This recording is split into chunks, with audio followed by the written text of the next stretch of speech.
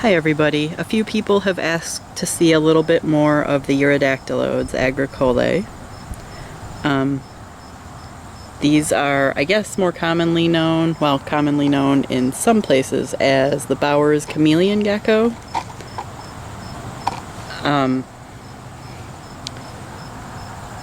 They don't change colors like vividly like a chameleon. I think it's more the shape of the body. I'm not 100% sure where they get that name.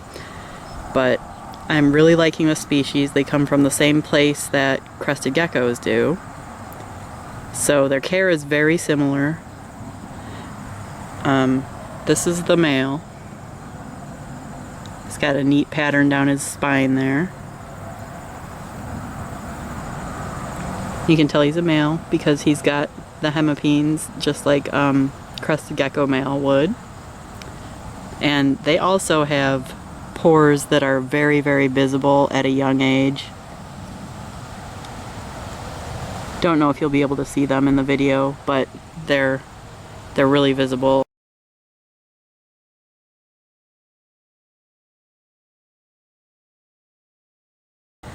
I've been able to see them on a 1 gram baby, so they're pretty easy to spot. They're very clingy, kind of. They've got these stubby little arms, but they hug onto vines very tightly.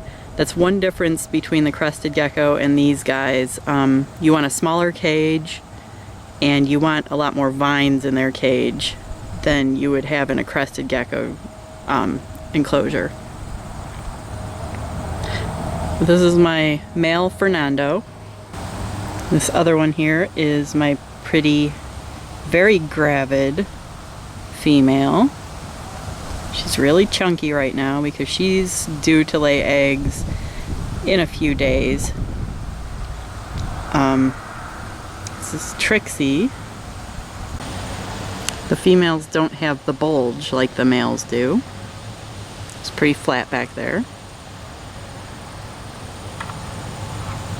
But I think this species looks really, really cool. They're very prehistoric looking.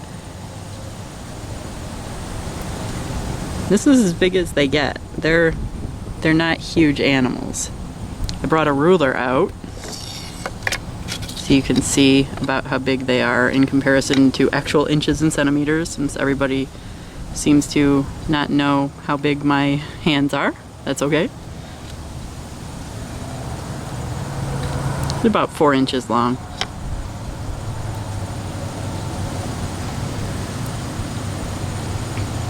I gave these guys a nickname. I call them my gator bellies because they have these pretty white bellies. That's not their real names. Please don't go to a reptile show and tell them that JB told you to look for some gator bellies, because nobody's gonna know what in the world you're talking about. I just call them gator bellies. They eat crested gecko diet. They favor bugs a little bit more than crested gecko diet. It's important, especially for a breeding female, to get enough calcium in her body. And so far, she has laid me 3 clutches of eggs. The first clutch did not hatch. The second clutch only has 1 fertile egg. I had to throw out the second egg in that clutch because it went bad. But the third clutch looks like it's got 2 good eggs, so I'm pretty excited about that. I'm hoping that the third egg will hatch soon. They're not as easy to breed as crested geckos, but they are an interesting species to get into if you have experience with crested geckos, or you're looking for something a little bit smaller than a crested gecko. They don't take up as much space. They are a little bit more active, for me anyway, during the daytime. I'll see them out during the day, scooting around on their little vines. And they kind of puff up a little bit when they see something coming at them. Sometimes. She doesn't seem to care today. She feels like she's getting ready to shed. I don't know if they shed right before laying eggs like a crested gecko female might. And her feet are very slippery. She's really light right now. I'll see them very light like this. They get quite a bit darker at certain times during the day, depending on whether they've been misted or the temperatures. And it might be a little bit difficult to see, but they have really neat, oh, there we go. They have some really neat yellow skin. It might be hard to see in this lighting, I don't know. But the yellow skin is especially visible behind the back leg and where they smile. Just a really neat looking animal. So my fingers are crossed that I'm able to breed these guys this year. I'd be really, really ecstatic if that happens.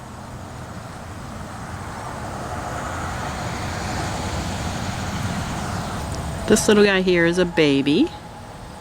Same species. He weighs 1 gram right now. I bought this guy, I didn't hatch this guy out. I bought him at a show recently. He's a little over a month old. It's a definite male. I've seen pores on it. Nice thing about these guys, they're pretty easy to determine male, at least, early on.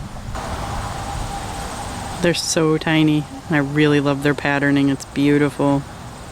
They start out as a really, really light color like this, and they do change a little bit, and as they get older, their colors will change. And they do jump a little bit.